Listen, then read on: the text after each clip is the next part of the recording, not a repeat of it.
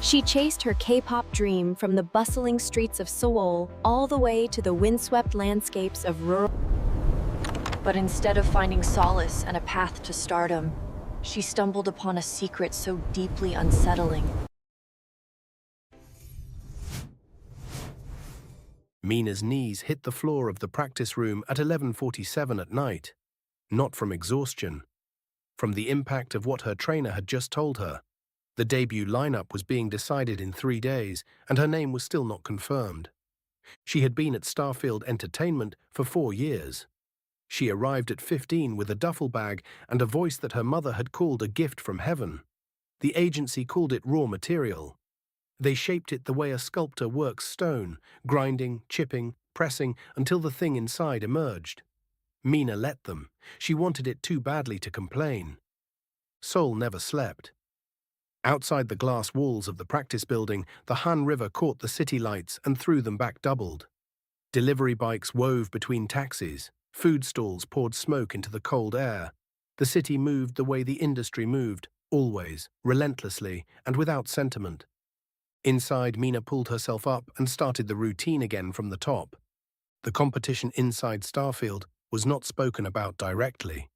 That was not the Korean way inside a training system, built on collective effort and individual ambition at the same time. Girls complemented each other's performances in the morning and studied each other's weaknesses in the afternoon. They shared rooms and dreams and snacks sent from home, and they understood without being told that only 5 of them would stand on a debut stage. Mina was considered the best vocalist in her class. Her dancing had improved enough to stop being the reason her name was crossed off lists. She had the presence. She had the discipline. She had spent 4 years eating everything the system fed her and asking for more.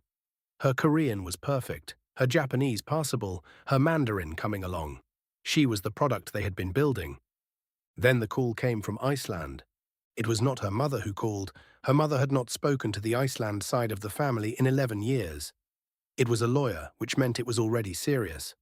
The lawyer explained that Mina's great-aunt, Sigrid, was not well, that the woman was the last living member of the Icelandic branch of a family that had been split across 2 continents since before Mina was born, that Sigrid had asked specifically for Mina, not for Mina's mother, not for anyone else. The why of it was not explained. The lawyer said only that there was a matter of family obligation and that Sigrid did not have much time. Mina sat with the phone in her hand for a long time after the call ended. Through the thin wall of her dormitory room, she could hear someone practicing scales. She recognized the voice. It was Yuna, who was also in the running for the debut lineup. Yuna's scales were cleaner tonight than they had been last week. Mina told her trainer the next morning.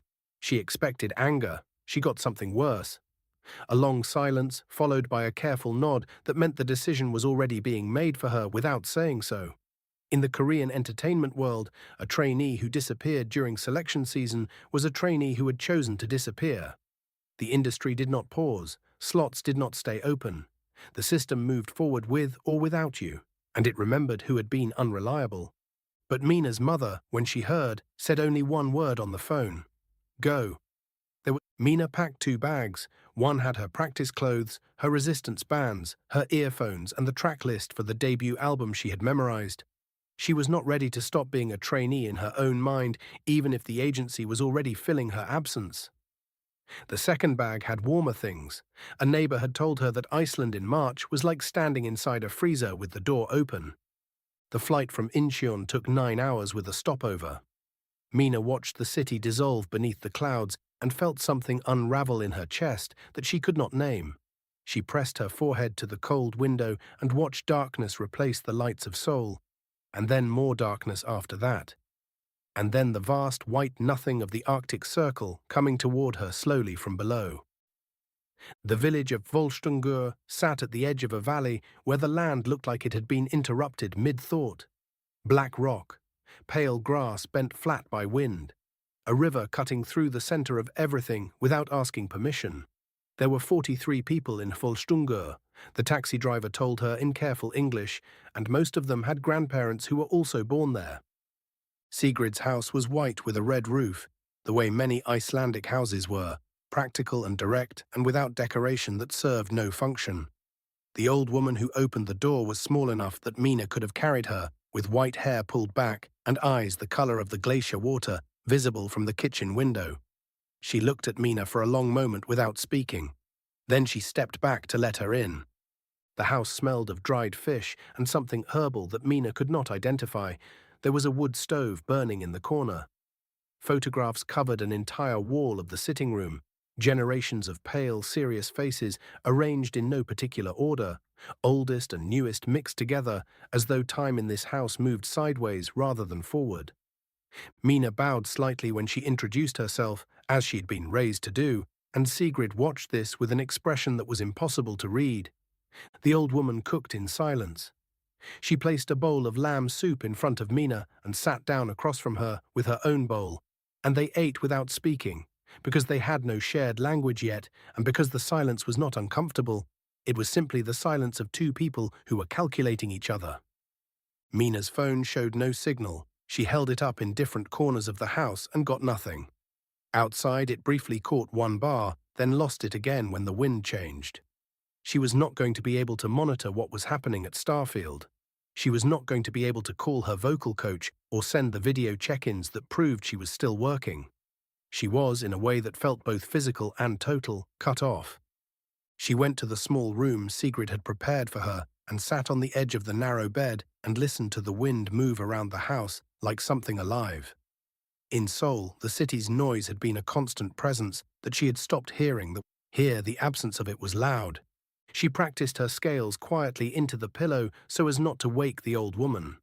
She ran through the choreography in her head, counting the beats. She was not going to lose what she had built. She was not going to let 3 weeks in a valley at the edge of the world take 4 years of work from her. She told herself this firmly, twice, and then lay down and listened to Iceland breathe outside the window and did not sleep for a long time. The days in Volstunga had a shape that took getting used to. Sigrid rose before light and moved through her routines with the efficiency of someone who had never wasted emotion in her life. She tended the small vegetable frames behind the house, checked the fence line where the land dropped toward the river, prepared food that used everything and discarded nothing. Mina watched and then began to help, because watching without helping felt wrong in a house where every task had a function. She learned to use the hand pump at the back of the house when the pressure pipe ran slow. She learned how Sigrid stacked the firewood, which was not randomly but by density, the harder pieces at the back for long burning, the softer pieces in front for catching. She learned that meals in this house happened at fixed times and were eaten fully, and that leaving food on a plate was not an option without an explanation. These were not the practices of K-pop trainee life, where meals were calculated by caloric content and eaten quickly between sessions, where sleep was a resource managed like any other, where the body was a project. Here, the body was just the body. It needed feeding. It needed warmth. The cold outside made both of these facts literal and urgent. The village itself was watchful. Mina felt it the first time she walked the single road that ran through the center, past the small general store and the community building where the older residents gathered in the afternoons. People looked at her with a directness that Koreans reserved for private moments. No one was rude. Several people nodded at her with something that might have been recognition, as though her face reminded them of something, though she had never been here before in her life. A man named Bjorn, who ran the store and was also apparently responsible for the fuel deliveries and the repair of anything mechanical, asked her how long she was staying. When she said she was not sure, he looked at Sigrid, who had come in with her, and something passed between them, quick, wordless, and clearly not for Mina. An older woman named Gudrun, who seemed to be Sigrid's nearest neighbor and oldest friend, came to the house on the third evening with a covered dish and sat at the kitchen table while Sigrid worked. The two of them spoke in Icelandic, and Mina caught nothing except her own name once, and the word for photograph, which she had learned from a language guide on the plane. Gudrun looked at Mina directly when the word was said, and then looked away. Mina found a rhythm with the work. Her body, trained to respond to structure, accepted this different structure readily enough. She woke early. She helped. She ate. She found a flat stretch of grass behind the house where the wind dropped slightly, and she practiced there each morning, running her routines in silence while the valley lightened around her. She told herself she was maintaining. She told herself she was fine. The photograph was on the wall with the others, which was why it took Mina 3 days to notice it. It was small, black and white, set in a plain frame between a wedding portrait and a confirmation photo of a teenager in formal dress. It showed a woman standing in front of what appeared to be this same house, though the house looked newer in the image. The woman was Korean. She was young, no more than 25, and she was wearing traditional Korean dress, a jeogori and chima, completely out of place against the Icelandic stone and pale sky behind her. She was not smiling. She was looking at the camera with an expression that was not unhappy, but was deeply, carefully serious, as though she was making a record of something important. Mina stood in front of the photograph for a long time. She did not recognize the woman. She turned to ask Sigrid, who had come into the room quietly, and found the old woman watching her with an expression that was not surprise. It was the expression of someone who has been waiting for a specific moment to arrive and has now seen it come. Sigrid did not answer Mina's questions that night. She spoke little English, but enough, and what she chose to do with that limited English was deliberate. She said the woman in the photograph was family. She said it was a long story. She said there was time. Then she went to bed. Mina did not sleep again that night. She lay in the narrow room and thought about her mother's voice on the phone. The single word, go. The sorry that followed it. She thought about the photograph, and about the way Bjorn had looked at Sigrid in the store, and about the word Gudrun had said when Mina's name came up. In the morning she went back to the wall of photographs and stood in front of the Korean woman in the jeogori for a long time. The woman looked back at her from somewhere in the past without offering anything. The house was quiet except for the sound of Sigrid moving in the kitchen, and outside the window, Iceland was cold and permanent and entirely indifferent. On the 5th day, Mina found the box. She had been moving firewood from the shed to the interior store near the stove, carrying armloads through the side door, when she noticed that the floorboards in the far corner of the shed were not level. She crouched down. The boards were not nailed. They sat in a frame that lifted cleanly when she pulled the iron ring set into the wood. Below them was a shallow space, dry because of the way the shed was built, and in it were 3 things: a wooden box latched shut, a canvas bag that had gone stiff with age, and a small ceramic object that Mina recognized immediately as Korean, a celadon bowl, the kind found in museum collections, with the distinctive grey-green glaze and carved lotus pattern of Goryeo period work. She did not touch the box at first. She put the floorboards back and finished moving the wood and thought about what she had found for the rest of the morning. Then after lunch, when Sigrid was resting, she went back. The box opened to reveal letters. There were perhaps 30 of them, written in 2 languages, some in Korean, some in Icelandic, and several that appeared to be in both, switching back and forth mid-page, as though the writer had been thinking in 2 languages at once. The handwriting was consistent across all of them, fine and controlled, and while Mina's reading speed in Korean was strong, the older formal script used here slowed her considerably. She pieced together what she could. The letters were written by the woman in the photograph. Her name was Han Soo-yeon. She had come to Iceland in 1962, which made no obvious sense to Mina until she read further and understood that Soo-yeon had come not by choice but by necessity, a word that appeared in the letters more than once in contexts that made its meaning heavier than its face value. Necessity, an arrangement, something owed. The last letter in the box was written in 1974 and addressed to no one. It was also the shortest. It contained a single passage that Mina read 3 times before she put it down. The passage said that what had been done could not be undone, but that it should not be repeated, and that if anyone from her blood ever came to this place, they should know that the cost had been real, and that it had been paid, and that they were free of it now. The letter was signed with a name, and beneath the name, in smaller writing, a different name in parentheses, the Korean name, and the Icelandic name Soo-yeon had taken when she arrived and used for the rest of her life. Mina sat on the shed floor with the letters in her lap until the cold came through the boards and into her legs. Then she put everything back exactly as she had found it, replaced the floorboards, carried in a final armload of wood, and went to find Sigrid. Sigrid was not surprised when Mina came to her, The old woman set down her mending and folded her hands in her lap and waited. And this waiting had the quality of something long prepared for, like a room that has been kept clean for a guest who was always coming. Mina asked about Soo-yeon in the direct way that Koreans are taught not to ask elders, without preamble, without the softening language that the culture uses to ease the approach to difficult subjects. She had been in Iceland long enough that the habit was wearing thin. She wanted the truth, and the directness of the land itself seemed to have entered her without her noticing. Sigrid told her slowly, in the simple English she possessed, and in gestures where words failed. The telling took most of the afternoon. Outside, the light changed from white to grey to the particular orange of an Icelandic evening, and neither of them moved from the kitchen table. Han Soo-yeon had been Mina's great-grandmother's younger sister. In 1962, the family in Korea had been in serious debt. Not ordinary debt, but the kind that brought men to the door, the kind that caused disappearances. The debt had a creditor, and the creditor had a connection, through a chain of arrangements that Mina could not fully follow but understood the shape of, to a fishing family in Iceland. Soo-yeon had come as part of the resolution of this debt. She had come, in plain terms, as payment.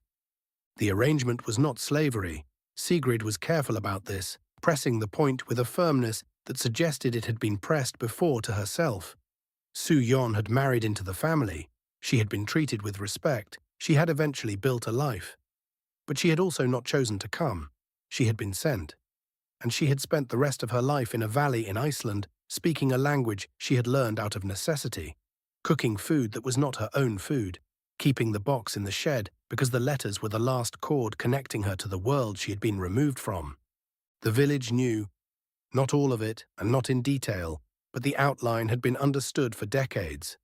The Korean woman who came and stayed and never went back. The family secret that had become a community secret because small communities absorbed the secrets of their members. Sigrid said that Soo-yeon had asked, in the years before she died, that someone from the Korean family come. Not to do anything, not to perform any ritual or make any reparation, simply to know it had happened, and that the woman who had lived it had been real and had mattered. She called the agency 3 days later, when the wind dropped enough to hold signal for 12 minutes on the rise behind the house. She did not ask about the debut lineup. She did not explain in detail. She said she needed more time and that she understood what that meant and that she was sorry. The response came through in fragments due to the signal, but the core of it was clear. The lineup had been finalized. Her name was not on it. The decision, once made in that world, did not unmake. She sat on the cold hillside with the phone in her hand for a while after the call dropped. The valley below was grey and still. The river moved through it with the same indifference it had always had. Somewhere in the village, smoke was rising from a chimney. The smell of it reached her even up here. Wood smoke and cold air and the faint salt of the sea that was not far enough away to be imperceptible. 4 years. The practice room at midnight. The diet and the vocal coaching and the Japanese lessons and the way she had shaped herself into exactly what the industry required, without complaint, without hesitation, with the total commitment that the system demanded and that she had given freely because she had wanted to. 4 years, and it was over, not because she had failed, but because she had left. She stayed 2 more weeks. Not because there was more information to extract, but because Sigrid was dying in the practical, unhurried way of very old people who have decided they are ready, and because leaving before the woman died felt like the wrong kind of abandonment. In those 2 weeks, she translated the letters as best she could, writing out the Korean portions in a notebook and working through the Icelandic with a dictionary borrowed from the community building. She photographed the celadon bowl and the box and the letters and the photograph on the wall. She sat with Gudrun one afternoon while Sigrid rested and learned, through patient, slow exchange, that there had been others in similar situations in this village a long time ago. She practiced every morning behind the house, not to maintain the debut body, not to keep the agency's investment from depreciating. She practiced because the movement felt like thought, and she had a great deal to think through. The valley watched her without judgment, which was what she needed. She flew out of Keflavik 4 days later, after the small service that the village conducted in their church. a building that had stood since 1887 and still smelled of cold stone and pine resin. She stood at the back because she did not know the hymns and because she was a guest even now, even after everything. But she was a guest who had been given something, not money, not property, a name, a story, a knowledge of what had been paid so that her family could continue. Seoul received her with its usual indifference to individual departures and returns. The city was still exactly itself, bright and loud and moving at the speed of ambition. She ate tteokbokki at a poyangmatcha near the old neighborhood, standing at the cart in the cold, watching the street fill and empty. The vendor, an older woman who ran the cart with her husband, called her daughter and gave her extra fish cake without being asked. This small act undid something in Mina's chest that had been held tight since the hillside with the phone. She did not go back to Starfield. She had already understood, clearly and without self-pity, that the door she had been working toward was closed. The industry's rules were not personal, they were structural. She had stepped out of the structure, and the structure had closed over the space she had occupied. She enrolled in a musicology program at a university in the city. She wrote to a scholar in Reykjavik who studied labor history and told him what she had found in the shed. She began the long work of translating Soo-yeon's letters properly, the full 30 of them, into modern Korean. The work was slow and required assistance and often frustrated her, but it was work that felt necessary in a way that she could not have described before Iceland. Her mother came to visit 3 months after the return and sat at the table in Mina's small apartment and looked at the photograph of Soo-yeon that Mina had printed and framed. The mother looked at it for a long time without speaking. Then she asked Mina to tell her everything, and Mina did, and the telling took most of the evening. And at the end of it, her mother said she should have gone herself, years ago, and that she had been afraid. Of what, she could not fully say. Of the weight of it. Of being the one who knew. Mina said that knowing was not the same as being crushed by it. Her mother thought about this and did not entirely agree, but did not entirely disagree either, which was progress. The Celadon Bowl was eventually placed in a small Korean history museum that had a section on diaspora objects, items that had traveled with people who had not traveled by choice. The curator who received it held it in both hands for a long time and said that it was rare and valuable, and that the history attached to it was even rarer than the object itself. Mina had written the history down, all of it. In the document that accompanied the donation, she thought sometimes about the debut that had happened without her. She watched the group's first performances online as a fan watches something from outside a world they once were close to. The girls were talented, the choreography was clean, the production was everything the industry did well, which was a great deal. She watched without bitterness, which surprised her. She finished the translation of the letters 18 months after returning.